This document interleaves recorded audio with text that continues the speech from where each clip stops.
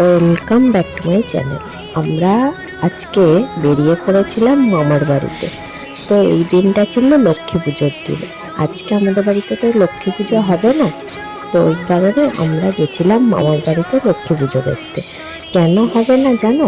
কারণ আমাদের বাড়িতে একটা পুচকি এসছে। তো কি একটা বলে না, 1 মাস কোনো পুজো করতে নেই, একটা শুভ অসুস্থ থাকে, ওই কারণে হবে না। তো আমি, আন্টি, মামনি, চিনি, আমরা সবাই মামার বাড়ি চলে এসেছি।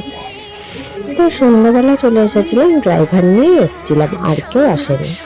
দেখো অনেক পাশে জুস রেডি করছে, আর এপাশে চিনিও খেলা করছিল।